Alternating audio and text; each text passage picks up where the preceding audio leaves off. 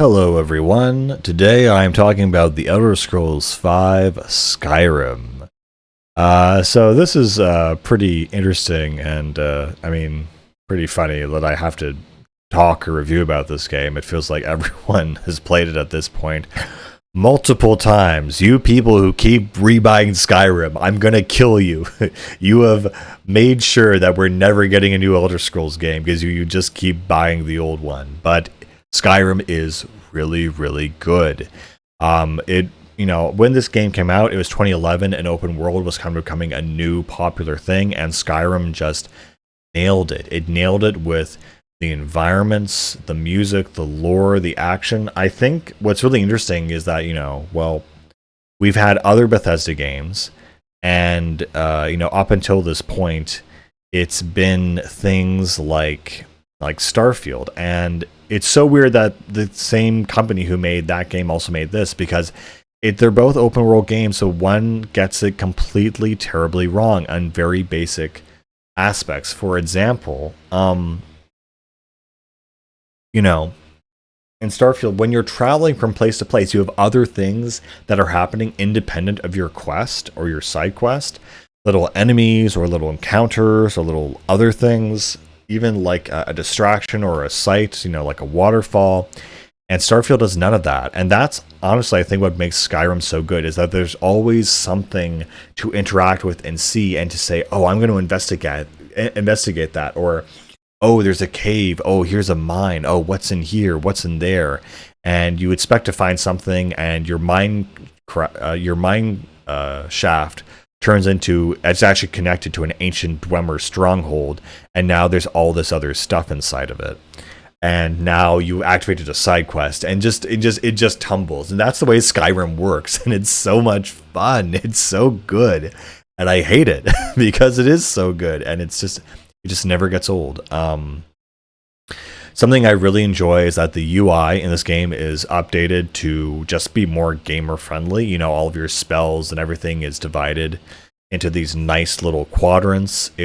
This was also, I think, the first game in the series that was a much more, I think, console friendly. So there's a lot of more of an intuitive style of interface. So in Morrowind, when you'd have to hover your cursor over these tiny, tiny little things, that would just not work on console. Something else, I really love the lock picking in this game. They definitely borrowed it from Fallout 3, which they brought out a couple years previously. I love all the sound effects, how you level up, how you get certain things. When you hit the enemy, the sound design is great, the environment design is great. What really brings together the whole open world Skyrim experience, honestly, is the music. The amazing music by Jeremy Soule is just, it can't be understated. That it just adds a mood. Like, I can listen to it on its own, and it puts me in that mood. And it puts everything together. It's the keystone, frankly, as far as I'm concerned. If there was not the music in this game, I wouldn't have put so many hours, as I'm sure everyone else has, into it. So, we'll jump kind of into the story, because this is the first game in the series where I would say the story doesn't really matter. You wake up, you are a prisoner, basically, from the events of Oblivion.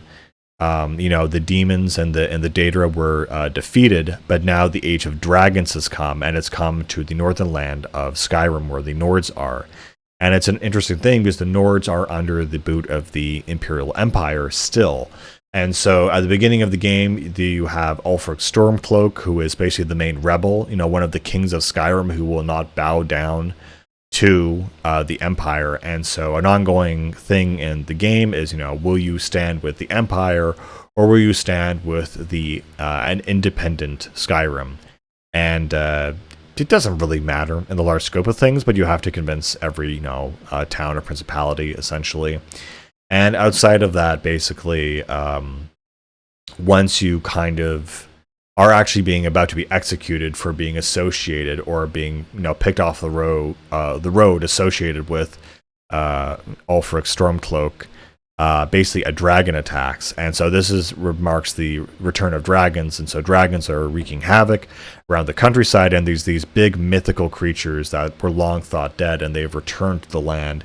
And the Empire and everyone is terrified of them. And of course, what happens is you end up going confronting one of them. And somehow you basically are able to defeat the dragon because you are the special chosen one, of course. And so from that, basically people recognize you, and similar almost to Morrowind, you have to fulfill all the prophecies. And it was interesting in Oblivion that, Martin essentially was the one the prophecies spoke about, and you were just assisting him in that prophecy coming true, which is very interesting. It was a interesting dynamic that you weren't essentially the main character of that story, but you were instrumental to making it happen. And this one you are the Dragonborn, essentially. And the main thing that's different in this game is that you now have the Thu'um, which is a dragon shout. Or so basically you can use this shouting mechanic, essentially, to have special things happen in the world. And the most basic one that you get, basically, is just a Gmod physics simulator where everything goes ragdoll and blows around you. There's other ones that increase your speed, that give you, shields, that give you special powers against other dragons. And in fact, for the final dragons of the game, you have to use a special Thu'um or shout just to even damage them, or make them vulnerable to damage, rather. And so this whole landscape, it's all very northern and Norse and Viking styled. What's really great about this game, what really blew me away, is that how detailed every object in the game is, to that extent where, you can use the item viewer, and just the amount of detail and graphics at this time, the rate that they were advancing, is things were getting very, very realistic and very, very interesting looking, frankly. And they even, kind of denote this or promote this in the loading screens, while in Morrowind and Oblivion it would just be like a normal, just literally a screen with a graph and a little note about the world, or like a character or an enemy type. You would have that along with the full item that was being rendered with a black background. It was very impressive. It was saying, hey, look what we can do, look at this cool technology. And it really set a mood. And what was also very nice is that the music never stopped, even in the load screen. So even if you were waiting for something to load, you still had the mood kind of going. You didn't have this sharp kind of cut that a lot of budget or indie games do, where suddenly the loading screen will pop up and all the audio will cut. And so it's just a very jarring thing that takes you out of the experience. Literally, you kind of want to make the loading screen part of the game world itself, which is really smart what they did. Again, oh my god, my favorite thing about this game actually is the map. I don't know why, but the fact that the map is actually a photorealistic little mini version of the world, I just thought that was so cool. And the fact you can zoom in and go anywhere and fast travel and whatever. The map was just so intuitive and so cool. And man, I'm really reliving this game, and I'm just hearing how excited I am in my own voice. It was really kind of revolutionary at the time, and it was so much fun and so interesting. Even though they were able to kind of cover up that most dungeons were kind of copy-pasted, this game just did it really, really well. I also think the tutorial area was done very well. They teach you, if you follow the NPCs in the dialogue, they'll teach you about lockpicking, combat, magic, potions. They'll go by, your soul, your skill stone or something, where you choose besides your apprenticeship, but also what kind of sign you want, so that, or warrior sign, it's different from your star sign, so that tells you, essentially, what you level up faster in, from thief, warrior, or magic. Cool stuff like that. Obviously, in these later games, a lot of the other kind of skills are kind of cut down. So okay, acrobatics, who needs that? Sprinting, who needs that? That kind of thing. So now it's divided into much more segmented things. And I love the level up menu, because everything is a constellation, and you choose which aspect of the constellation to fill in. It's a skill tree, similar to Final Fantasy X, sphere graph, where everything is a skill, and the more points you invest every time you level up into that skill tree, the more special things you get. The fact that, with a top rank in blocking, for example, you can actually use your shield to ram and charge enemies and basically knock them down as if you're just a giant tower or a bull. Another really cool thing is,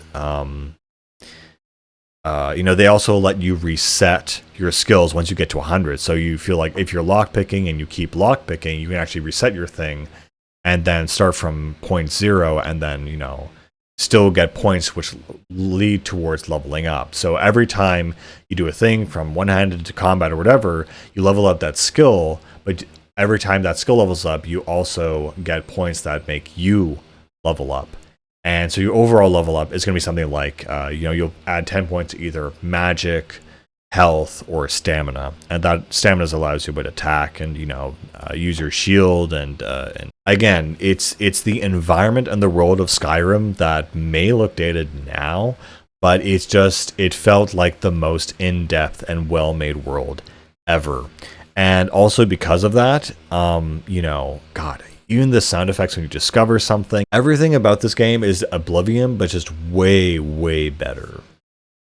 Also, the magic in this game looks amazing. It looks really, really cool. The design of the armors and the weapons, the fact you have a full 3D, 360, version of yourself that you can turn around and look at and, try on different armors. Everything is so detailed and so iconic in this game. Even a normal, soldier's vest has a very distinct design to it and design principles that look good. And again, it's just so cool how you'll be, going around a dungeon, creeping around, finding stuff, and gathering resources and finding some weird thing like, oh, this dungeon has glowing mushrooms in it that have a very specific purpose and a high sell price, and you're like, oh, cool. That's neat. Again, the one issue this game falls from, or is, in Fallout 3 as well, is that you can get over encumbered.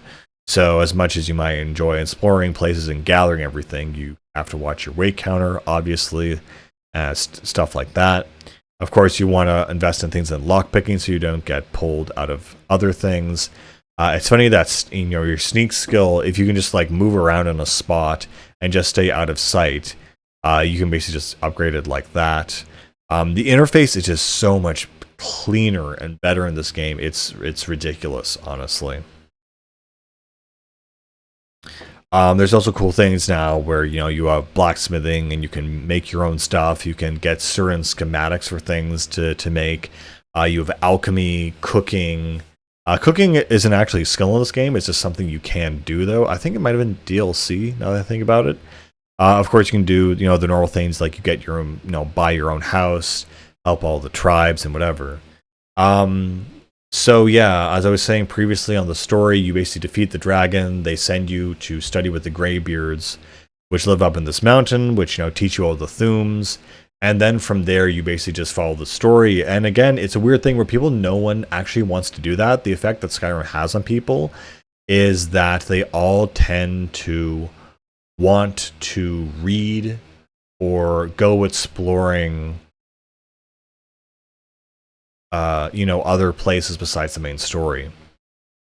So you'll, find a cave or a thing and you're like, oh, what's in here? And that'll lead to something else. Then you'll pick up an item that's part of a side quest that you can't get rid of your friggin' inventory out of until you finish. And so that's a motivation. Yeah, I don't know. This is the perfect adventure game. It feels like everything is just perfectly spaced out. And there are some new enemies in this game. There are giants and dragons. And the giants basically are pretty iconic in this game because the first time you meet them, there's this very common glitch. I think it's unintentional that it happens, but they'll hit you and you'll basically go flying into the sky, but into the skybox. You'll go fly so far you'll break the game almost.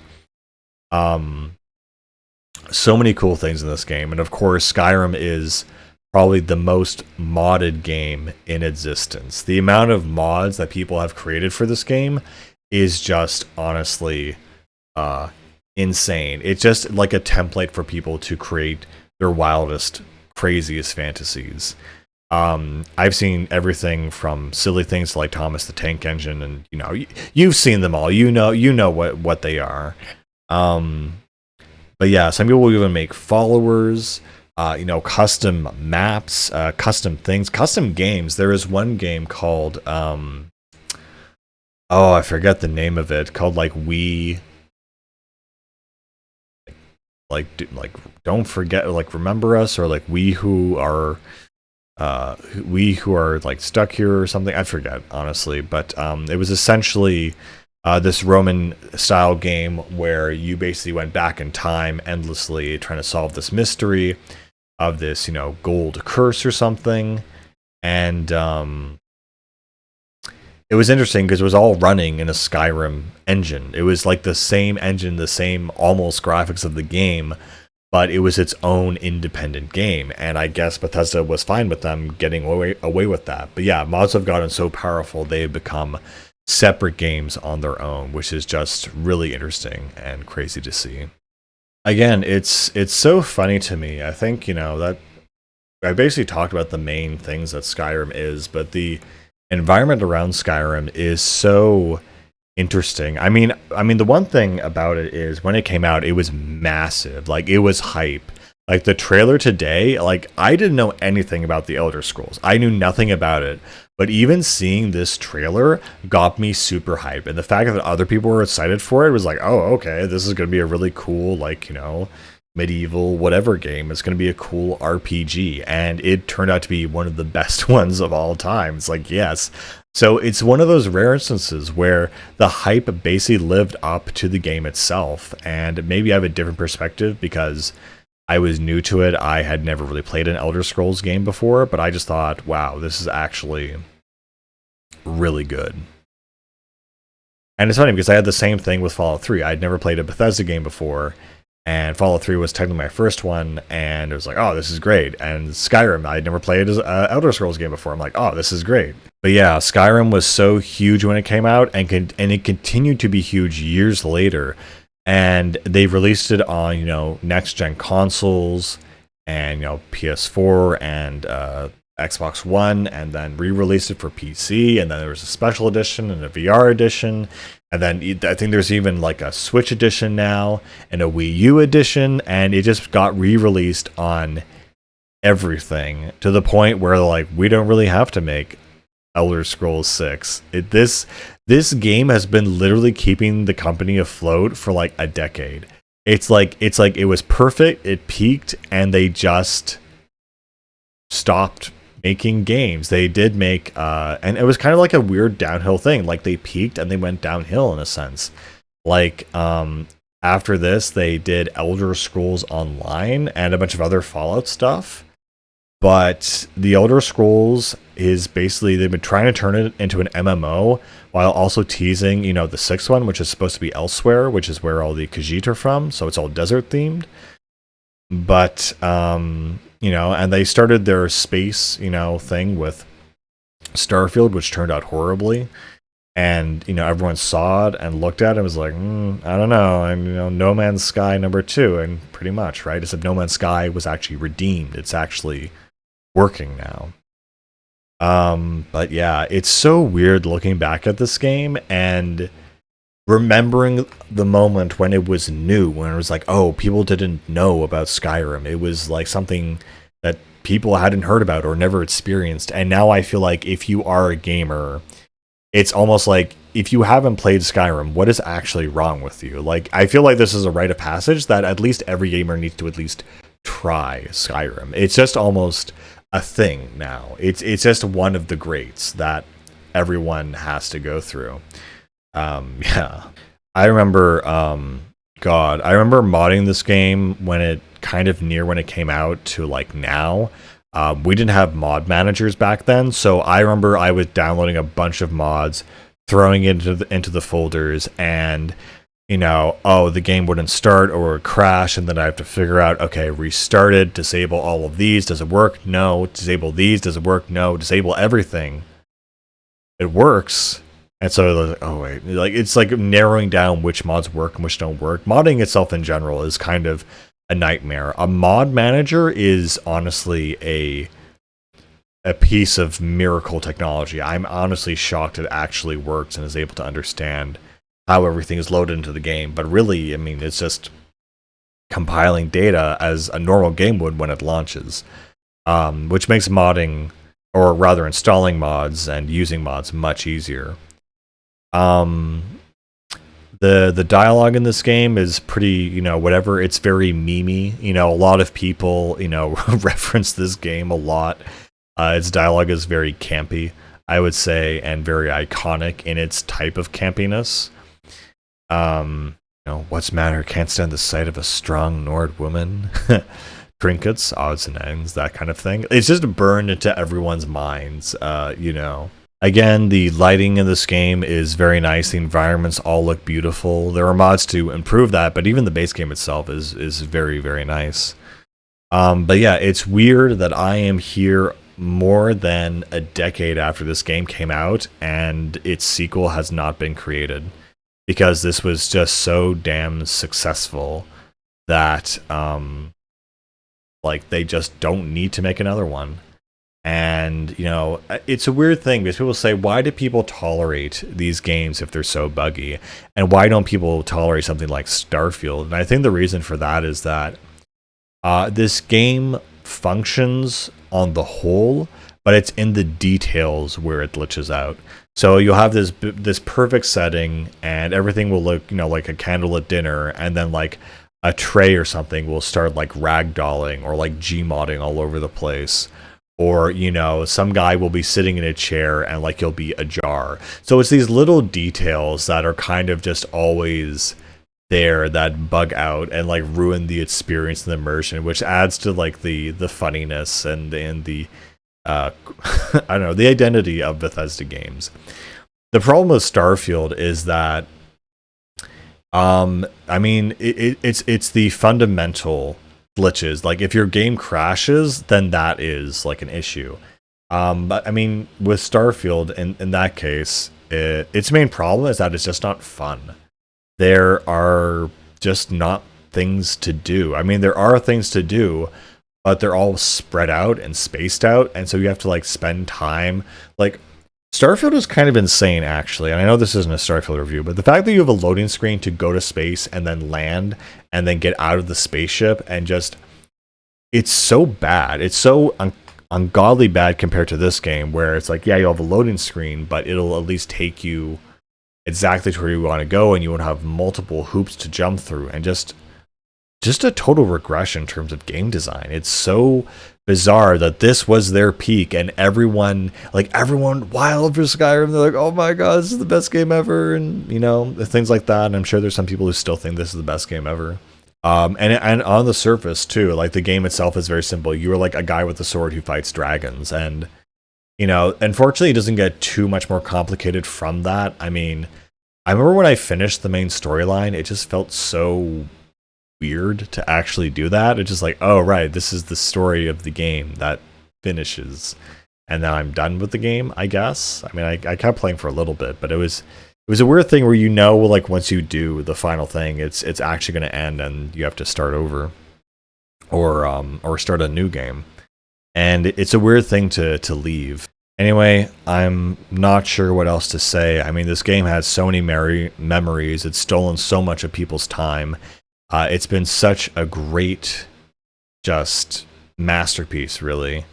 A broken, flawed masterpiece, but still kind of a masterpiece somehow to come out on top and satiate gamers' imaginations for almost a decade. There's something about it that is just kind of eternal and archetypical, I think. Even though it doesn't have the best story of its series, it still lives on, I suppose. Something I also really appreciated about Skyrim was also the fact that if you always looked up in the sky, there were two moons, which I always thought was just a cool way to signify you're in this weird like fantasy realm. The fact you had the double moon. Um, I have so many good experiences from this game, and a lot of this game, honestly, is what happens is I would call player-ridden story. And it's a weird effect where, if you're playing something as, a character like Bayonetta or Link or Master Chief, it's like, okay, this is officially what happens, and this is, what, occurs in the game. But there's like the narrative you weave for yourself. So you say, well, I'm role playing as this character, and when I take out this bandit camp, I, was using, electrical energy or whatever. And I remember, like, I got down on low health, and I pretended in my mind, or I saw in my mind that my character like dodged the last arrow and then electrocuted that barbarian guy or that bandit. And so you have this weird self narration or this weird self editing thing where that's what game companies want. They want you to be able to put yourself in the world, and then you go on an adventure as that character, and you can write about it. You can write your own story, but in the confines of the structure of this game, which is just a really cool concept, that the game itself is not the end all be all, but it's how you use the game as a tool to go to new and interesting adventures, and like Dungeons and Dragons. And I think that's such an interesting thing, that whether you aim for that or not, that's what naturally happens. It's like you go into this place and you have your own persona. Maybe you're an assassin, maybe you're a thief, and you can fully live out that experience. And this game lets you do that to the nth degree. And I think maybe it's a good/bad thing that they never released Elder Scrolls 6 yet, because this game serves as such a good template for a lot of other like things to do and games in general. Like, if there were any game to kind of end your franchise on, like Gaben would agree, the second one or whatever, or this one is a really good one to kind of end, at least for reputation speaks, examples, or at least until they release a sequel, because it's kind of expected. Like, you can't just not make a sequel after 10 years and just like say, we're not doing it. So, and it is, I think, pretty sad, because I feel like at this point, culture and the philosophy of game design has changed so much that it's better that they not even release a new one, because this one is already built so well that if they did another one, it could never live up to the same hype. I really doubt the ability for AAA game developers, especially now everything's become so corrupt with money, to actually make a decent game now. And I feel, for better or for worse, maybe for better, that Skyrim has been the standard for like almost 10 years, at least in terms of open world games and games in general. But Skyrim did mark a definite turning point in the consumption of media and games. This is one of the games where it's very rare this happens, but it's so big that even normies get interested. Like, that happened with something like maybe kind of GoldenEye, definitely the Halo games, Halo 2 and 3, definitely 3, definitely with Call of Duty 4, obviously. And Skyrim. Skyrim's one of the, the rare magical fantasy games that normies will spend like a day or like a week paying attention to. Like, hey, I'm not into this at all, but it was so big that they would even look at it and be like, oh, okay, this is cool. But yeah, that is the Elder Scrolls basically, and it's weird to think that's kind of where it sits today. I mean, they have an MMO that they've made, and some people play it. I have no desire to play it because it's just a rinse and repeat version of other MMOs. It's not built like this game. It's like a turn-based ish thing, like an action turn-based game or active turn-based game. Just with more padding and just not an interesting aesthetic. Like, it's the same thing that we've seen. It's like a mixture of Morrowind and Skyrim, kind of. And yeah, that's where the game series lies today. People no longer are excited or anticipating the next Elder Scrolls game because it's been too long, and if Starfield is the sign of their quality, we don't really want it. So it's a weird spot to be in, but should you play Skyrim today? Absolutely. It is something worth experiencing once, because you can only experience great games once. Because they're so memorable, you know you can't overwrite that memory with something else. Anyway, guys, with that all being said, I'll leave you to it, and just just other things like this game's reach has been so huge that there's even like a Dragonborn skin in Super Smash Brothers. It's just crazy how much it's spread throughout the memosphere, if you will. Anyway, guys, I'll leave you with that, and yeah, one of the greatest, cheesiest, broken, and most beloved games of all time. See ya.